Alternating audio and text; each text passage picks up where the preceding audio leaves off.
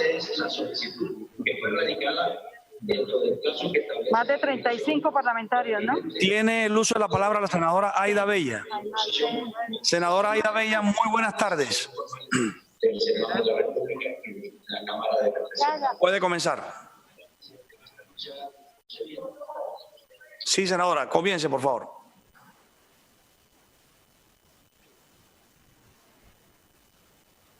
No tengo sonido. Señor presidente. Buenas tardes. Señor presidente del Congreso, quisiera saber y constatar si el presidente de la República se encuentra en la sesión. Es tan amable, señor secretario del Congreso, me certifica si el presidente está para escucharnos o no.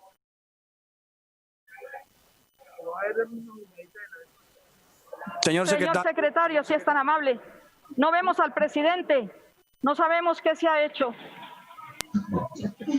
En fin, parece que no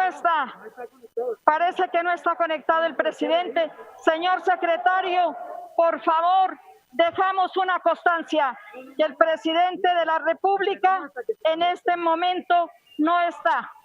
Vamos entonces a dirigirnos a los ciudadanos y a las ciudadanas de Colombia. Se instala una nueva legislatura. Lo primero es solidarizarnos con todas las personas contagiadas por el coronavirus, con los familiares que han perdido a sus seres queridos. Estamos con ustedes. Deseamos que esta pandemia pase lo más rápido posible para regresar a nuestra actividad normal, a esa normalidad que queremos sea más incluyente, sostenible, menos depredadora y más humana, donde podamos visitar las regiones, hablar con los ciudadanos y volver a nuestra actividad cotidiana. Al personal de salud que atiende en todo el país, un gran reconocimiento, nuestro sincero respeto y consideración, al igual que a sus familias, que los acompañan y les dan la fuerza suficiente para continuar salvando las vidas. Ustedes sí son los héroes. Saludamos el regreso de Ángela María Robledo, a quien la justicia le devolvió su curul, que está al servicio de la paz. Es la curul de la Colombia humana. A mediados de marzo se oficializó la llegada del COVID-19 al país. Muchas cosas cambiaron para la humanidad. Las fábricas dejaron de producir, los aviones se quedaron en tierra, los niños, las niñas y los jóvenes no pudieron regresar a las escuelas, a los colegios y a la universidad. Los adultos mayores se volvieron más vulnerables. Los hospitales empezaron a tener más pacientes que necesitan oxígeno para seguir viviendo. La vida social se anuló y la virtualidad, que en parte aleja, empezó a ocupar un primer lugar. Esta dura realidad ocasionó que el gobierno decretara el estado de emergencia económica y social, que nos llevó al confinamiento. Apareció el decreto 491 del 28 de marzo y en su artículo 12 ordenó la virtualidad del Congreso. Hace pocos días la Corte Constitucional lo declaró inexequible. Vamos a pedir por favor que nos bajen el volumen de la transmisión al Congreso presencial. Hace pocos días la Corte Constitucional lo declaró inexequible, argumentando además que las decisiones no tenían ninguna afectación. En esos términos hay un debate jurídico nacional abierto. Desde ese momento, señor presidente, usted aparece en su programa diario al estilo de un reality show. El país se inundó de decretos, resoluciones y normas como nunca en ningún gobierno. Algunas nada tienen que ver con la pandemia. De 164 decretos, solamente 5 se refieren a la salud. Varios tocaron temas sensibles para la sociedad, como las pensiones, la eliminación de aranceles para las importaciones, la enajenación de bienes públicos, entre otros. Llama la atención que muy pocos fueron dirigidos a los sectores sociales y todos, absolutamente todos, carecieron de perspectiva de género, permitiendo que los efectos de esta pandemia recaigan mayoritariamente en las mujeres. La oposición y miembros de otros partidos reclamaron de inmediato el funcionamiento regular del Congreso. Hoy estamos aquí presencialmente más de 35 parlamentarios, todos con medidas de bioseguridad. Es posible el funcionamiento del Congreso presencialmente en este país. Así es que hay necesidad de que empecemos, porque en el Congreso se limitó casi a hacer una plataforma virtual, con lo que le impidió dar debates profundos. No se cumplió siquiera con los procedimientos que determine la Constitución para someter a consideración las motivaciones de las medidas de emergencia. Perdimos tiempo valioso para discutir, analizar y también ayudar. Es inexplicable que el pueblo salga a trabajar y nosotros los parlamentarios sigamos en la virtualidad. La represión social es la característica de esta cuarentena. La respuesta policial a los reclamos por derechos se ha convertido en un proceder cotidiano del gobierno nacional. La emergencia ha sido dirigida a recortar la democracia, a militarizar regiones, a llevar soldados a zonas rurales donde el ESMAD arremete contra los campesinos, los indígenas y afros en el Cauca, Nariño, Catatumbo, Guayabero, sur de Bolívar y otras regiones del país. Las bombas lacrimógenas dejaron de ser exclusivas de la ciudad para llevarlas hasta las zonas rurales. Ahora queda evidente por qué aspiran a gastar 2 billones de pesos en comprar tanquetas, granadas, fusiles y balas como las que mataron a Dylan Cruz, en cambio de invertir en millones de mascarillas y desinfectantes para entregar a quienes lo necesitan para prevenir el contagio, medida puesta en práctica en muchos otros países del mundo y que se requiere en estos momentos en Colombia. Los excluidos son los que están llevando a cuestas la crisis, incluso poniendo en riesgo su propia vida. Los problemas de miseria, de pobreza y desigualdad que ustedes dicen combatir son estructurales en nuestra sociedad. Salieron a flote en toda su dimensión en tiempo de pandemia. Según el DANE, 48% de hombres y 46% de mujeres hacen parte de la economía informal. Para nosotros, la economía popular, trabajan en la calle buscando su diario vivir y no pudieron volver a salir. Tampoco tuvieron a dónde ir. Muchos que fueron lanzados de los inquilinatos de sus viviendas arrendadas y el país se llenó de trapos rojos para pedir comida. Los mercados repartidos, señor presidente, fueron insuficientes y nunca reemplazarán la renta básica, que es un salario mínimo que exigimos los parlamentarios de 9 partidos, entre ellos toda la oposición. No es posible que un gobierno no entienda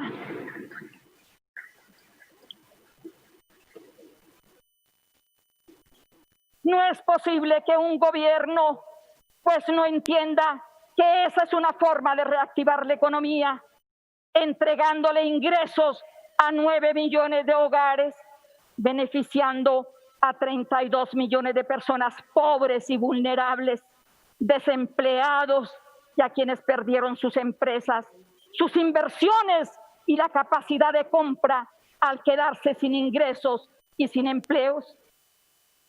Es hora de gravar los altos patrimonios y sus ganancias, porque al contrario de lo que sucede en el mundo, en otras latitudes, en Colombia ha sido imposible que los poseedores de la gran riqueza, de los grandes capitales, paguen espontáneamente y contribuyan con su riqueza a financiar programas, eso sí, para enfrentar la pandemia.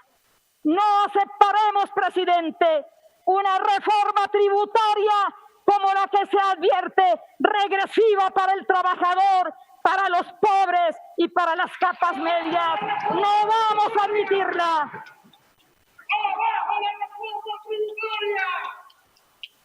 Con la renta básica, todas las economías se activan, las tiendas, los negocios de barrio, los restaurantes, la compra de los productos del campo en las veredas o en las ciudades, ayudando efectivamente a nuestros campesinos que sufren las limitaciones presupuestales del confinamiento.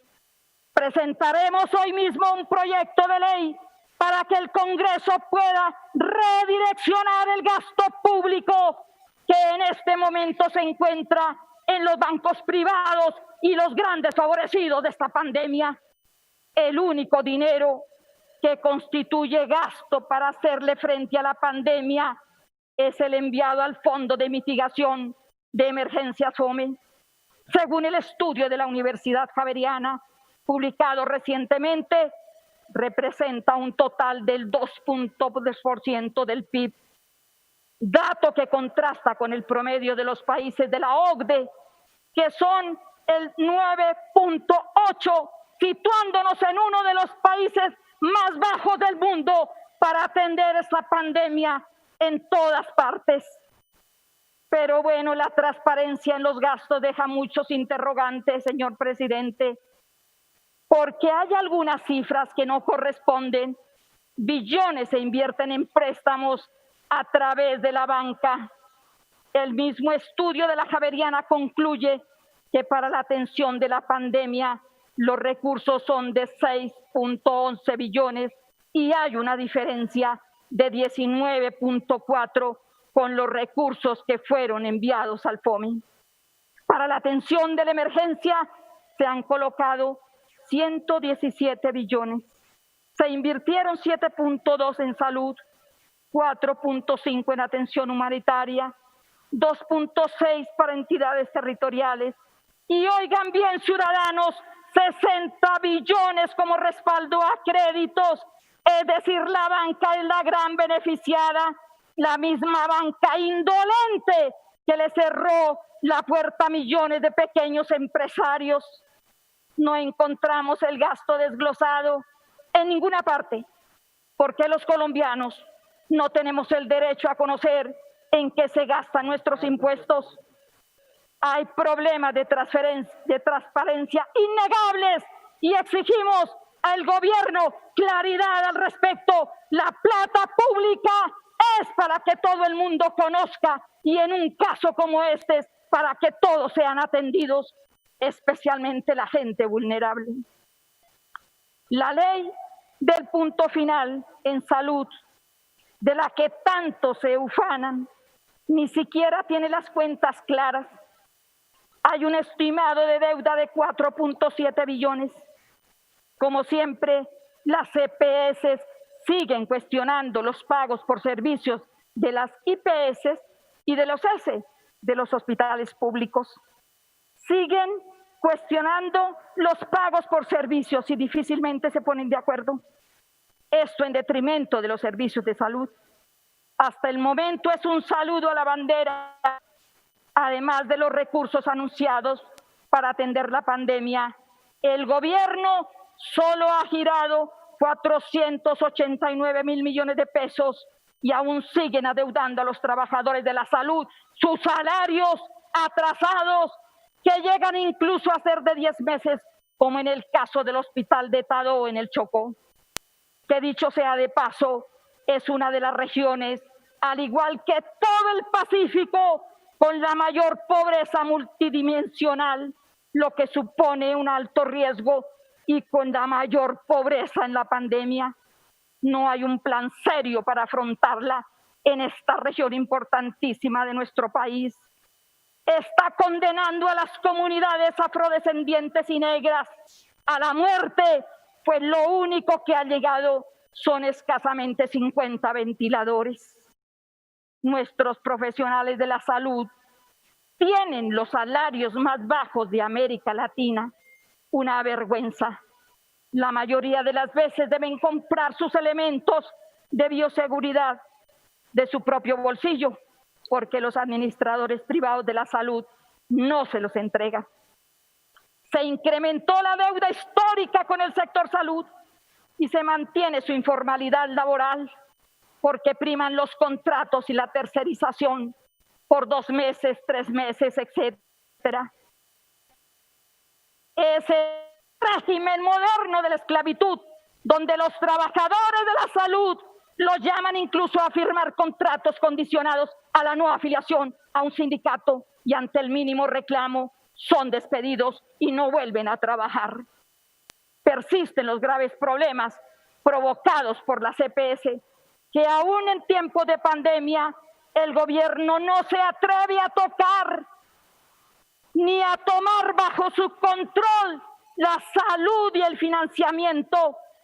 La intermediación dificulta, corrompe y entorpece el servicio de salud en este país. Usted, presidente, ha desaprovechado un momento crucial en la historia. Le ratificamos también que la Ley 100 no ha servido en 27 años y por consiguiente hay que cambiarla. Como el gobierno fue inferior a las necesidades del país, llamamos al Congreso a cambiar por un sistema distinto y diferente a la corrupción y a la ineficiencia que ha convertido el derecho a la salud en un negocio. Presidente, le hago un llamado urgente. Hay otra pandemia, la violencia intrafamiliar contra las mujeres y los niños, que se agravó con el confinamiento, teniendo en cuenta que muchas familias deben convivir con un maltratador las 24 horas al día. Según el Observatorio de Feminicidios, Colombia durante el periodo del 25 de marzo al 28 de mayo, las denuncias aumentaron en una proporción inimaginable, el 228% con respecto al año anterior en maltrato infantil y abusos. Los feminicidios están afectando gravemente a la sociedad colombiana. Cuando matan a una mujer, además de la impunidad, sus hijos quedan en completo abandono. El Instituto Colombiano de Bienestar Familiar cree que solo hay una solución para devolverle los derechos a los niños maltratados y huérfanos, que es sacarlos de su núcleo familiar, de su núcleo de abuelos, de tíos, etcétera, y llevarlos a un hogar de paso con altos costos.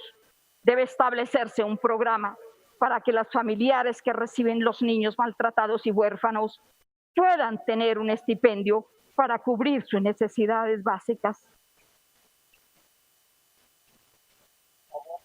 No se trata, y como si lo anterior fuera poco, nuestras niñas y mujeres han sido violentadas por las fuerzas militares extranjeras y nacionales. La violación colectiva a la que fue sometida la niña indígena de 12 años de la comunidad en Veracatío conmocionó al mundo, no solamente a Colombia.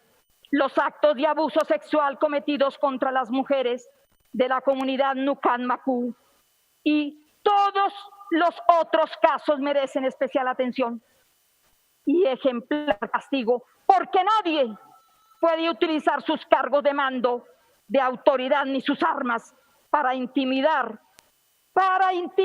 y violentar a las mujeres y a los menores de edad.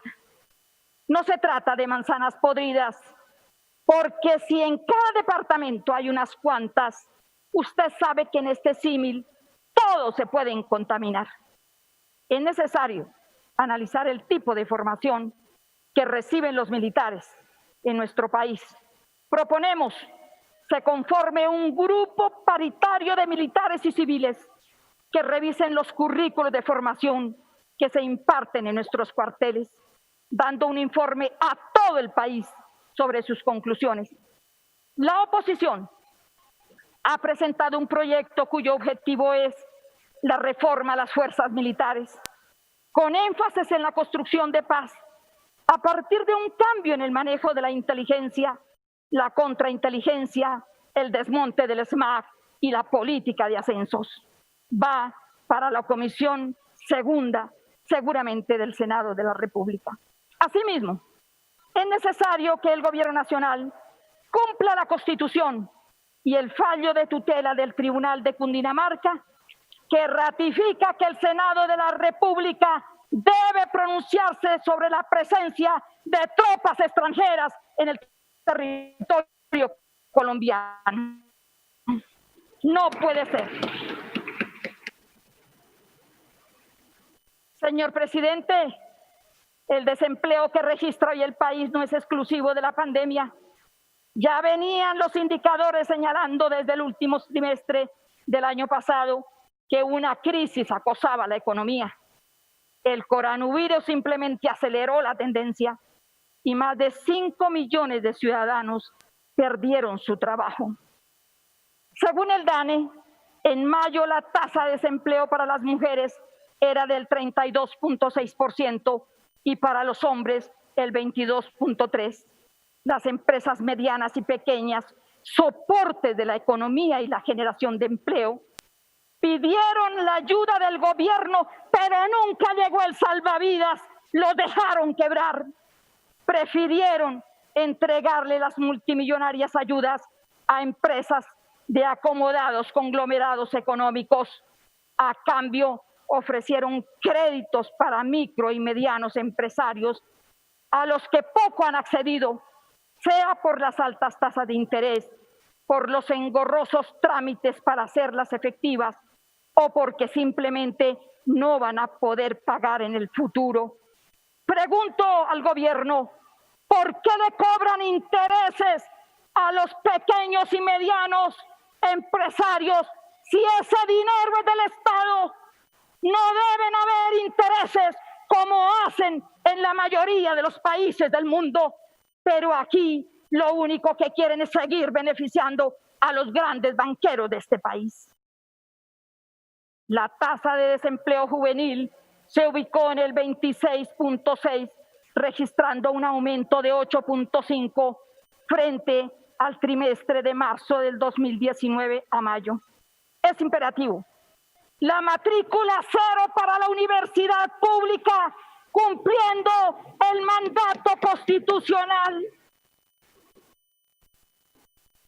Nuestra Constitución dice: la educación será gratuita en las instituciones del Estado, para lo cual el gobierno solo asignó el 12% para garantizar la no deserción estudiantil universitaria. La educación para la juventud no es un gasto, es una inversión social. Las decisiones económicas del gobierno nacional frente al manejo económico de la pandemia la calificamos como desastrosa. Se han tomado medidas en función del mercado y no para salvar las vidas, como el día del IVA, que en su primera jornada contribuyó a la expansión del inmenso contagio que hoy cuenta el país. No fue consideración, no fue una cosa completamente racional lo que hicieron para favorecer a los grandes almacenes de este país. En pandemia se consolida otro genocidio dirigido desde estructuras del poder económico, político y social. Reaparecen masacres, las más recientes en el Huila, 4 ciudadanos de una misma familia, y en norte de Santander. Ayer y hoy hemos visto desfilar los cadáveres que dejaron los rastrojos precisamente muy cerca, pero muy cerca de Cúcuta. No puede ser, van 5 casos de ejecuciones extrajudiciales en el último año, constituyéndose en un patrón que indica el retorno de los mal llamados falsos positivos. Esto es una vergüenza para nuestro país. Nos devolvieron a las masacres, a los asesinatos individuales, nos han devuelto también inmediatamente a todo lo que llamaron en este país los falsos positivos. El derecho a disentir, a reclamar, a proponer, a organizar, está siendo desconocido y socavado. El derecho de la sociedad a actuar en democracia está resquebrajado. Han limitado toda expresión diferente a la institucionalidad. ¿Son tiempos de censura? ¿Es el totalitarismo? Pues veamos, ahora judicializan, detienen, persiguen, estigmatizan y se ha vuelto una costumbre de las fuerzas militares y otras fuerzas ilegales que sean utilizados para garantizar el saqueo, continuar el empobrecimiento de los ciudadanos de la Colombia profunda. Las zonas futuro simplemente están diseñados con una serie de proyectos que llaman estratégicos y que, lejos de asegurar un porvenir para los habitantes, les restringen sus derechos a la consulta previa, a la defensa de sus tierras y al disfrute de las riquezas naturales. Estos proyectos solo traen contaminación, pobreza, violencia y muchas veces la pérdida de la vida. Los defensores y defensoras de los derechos humanos, los sindicatos, los jóvenes, las mujeres, las personas en condición de discapacidad, la gente adulta, los campesinos, los indígenas son objeto de la intolerancia, del señalamiento, de perfilamientos que algunas veces llegan a colocar en peligro sus vidas. La teoría del enemigo interno siga intacta como política represiva implementada y reforzada por este gobierno. Paren los ataques sistemáticos contra la paz. Defendemos a la institucionalidad de la paz en cabeza de la JEP como instancia de verdad para superar el conflicto armado. Reprochamos los ataques a la Comisión de la Verdad. Tampoco permitiremos que maltraten la memoria de los negacionistas del conflicto. Sin verdad y memoria no hay democracia. Usted, señor presidente, una de las cosas que puede mostrar en el año y medio de su gobierno es la decisión, oígase bien, de luchar contra la paz. Ese es su gran mérito, pero también es reforma tributaria que simplemente tiene ventajas para los más ricos y también de la caída de la ley de financiamiento. Enormes obras que usted ha hecho. Vamos entonces a decir algo sobre la biodiversidad.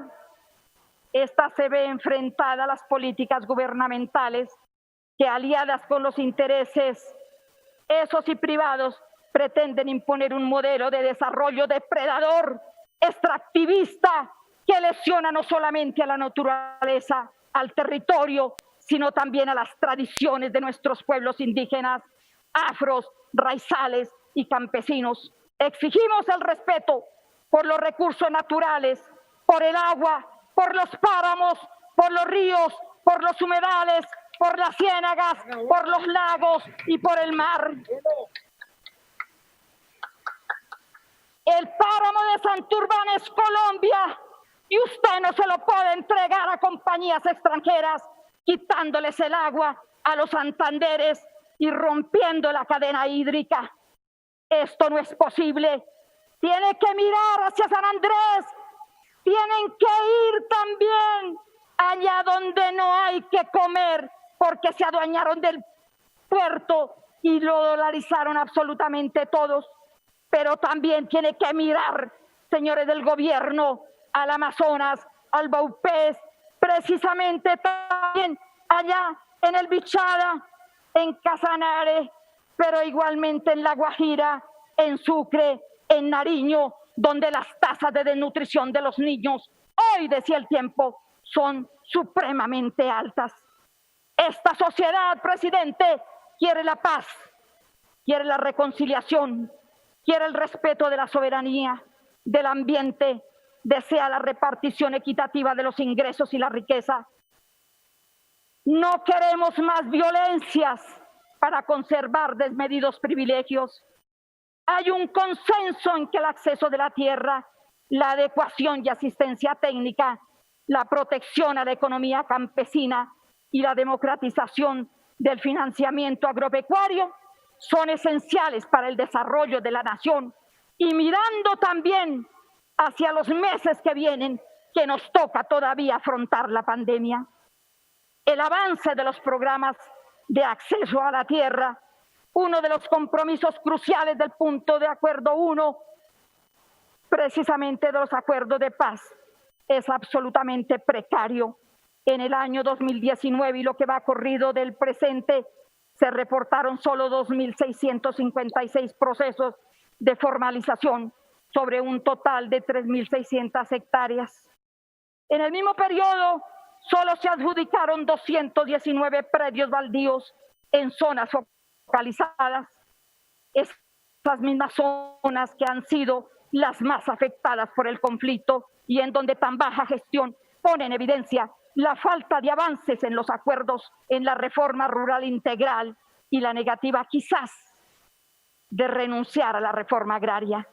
La debilidad institucional, esa y la excesiva centralización de las entidades no permite atender las solicitudes y necesidades que millones de campesinos tienen a lo largo y ancho del territorio nacional. También los indígenas han sido afectados.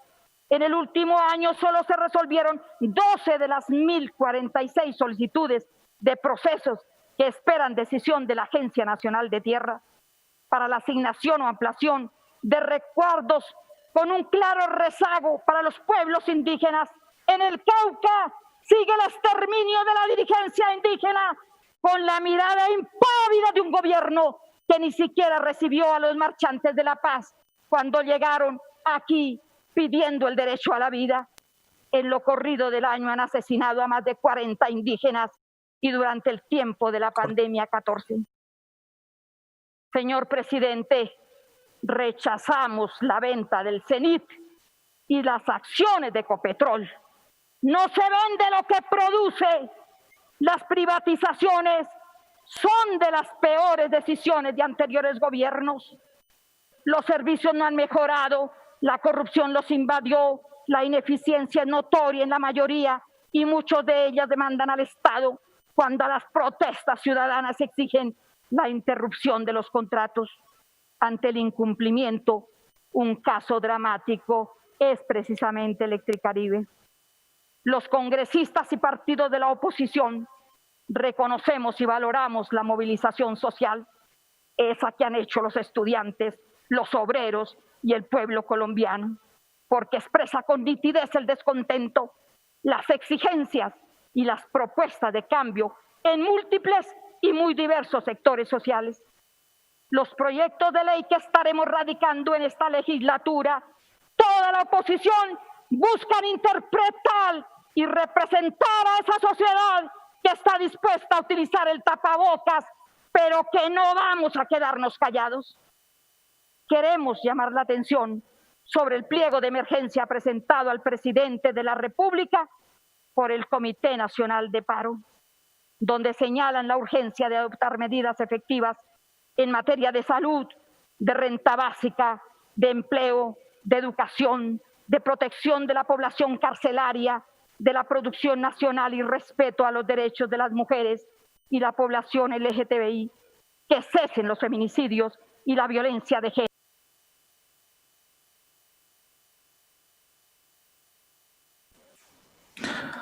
Senadora Aida Bella, discúlpeme, van 33 minutos de intervención. Le agradecería, necesita más tiempo, que se le cortó el sonido por un tema de ingeniería también. Senadora Aida, ¿me escucha ahí? Ya vamos a acabar, señor presidente. No Senadora, continúe, tranquila. Casi acabamos. El Papa Francisco y las Naciones Unidas llaman el mundo a un alto al fuego. El ELN ya lo propuso. Es hora de escuchar la respuesta del gobierno. Monseñor Darío de Jesús Monsalve, recogemos sus reflexiones. Son muy importantes y contribuyen a detener el baño de sangre que sufre Colombia. Nos solidarizamos con los firmantes de la paz Reconocemos su valioso compromiso. No es concebible que sigan siendo asesinados. En lo que va corrido del año, 115 líderes han sido masacrados, entre ellos 2 mujeres y más de 20 reincorporados en plena cuarentena.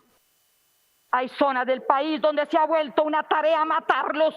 El Bajo Cauca antioqueño, Algeciras, Huila, el Cauca, el Catatumbo, por solo nombrar algunos territorios. Hay un plan sistemático, preconcebido, imposible de hacerse efectivo sin la colaboración de agentes del Estado. El día 16 de julio se registró la masacre de 4 campesinos y 2 heridos, entre ellos un niño de 8 años. El 17 ocurrió otra masacre en Tibú. Señor presidente, la corrupción se desató en la pandemia. Ni siquiera el coronavirus pudo detenerla. Numerosos escándalos saltaron de todos los departamentos por los altos costos, por los contratos, por la forma de adjudicarlos y por las conveniencias. Funcionarios públicos que utilizan aviones y viáticos oficiales para visitar nuestras hermosas playas.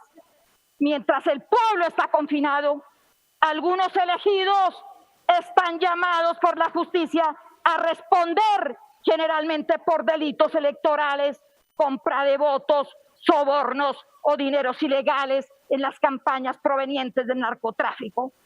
A nombre de acuerdos políticos, no nos pueden imponer al Congreso a un presidente cuestionado, indiciado y mal parlamentario.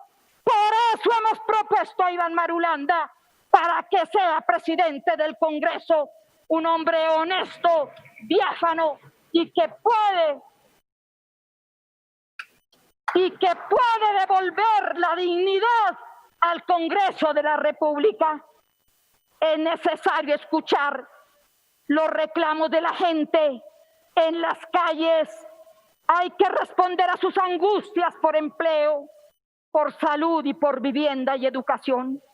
Es hora de centrar la acción del Estado en la agricultura campesina, en esa agricultura familiar y comunitaria. Es hora, presidente, de garantizar la salud pública sin corruptos ni codiciosos intermediarios.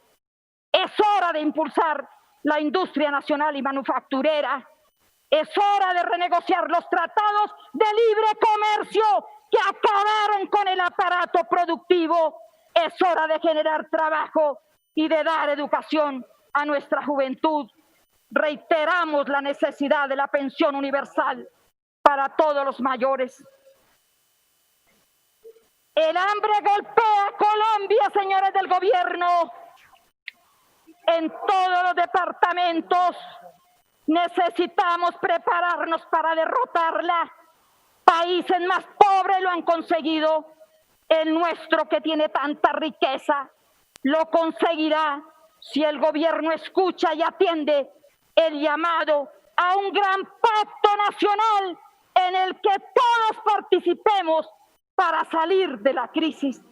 Vamos todos los colombianos a contribuir a que este país le pertenezca a los 50 millones de colombianos y no a los 50 clanes que se han apropiado de nuestro país, de su economía y de la política. Muchas gracias a todos.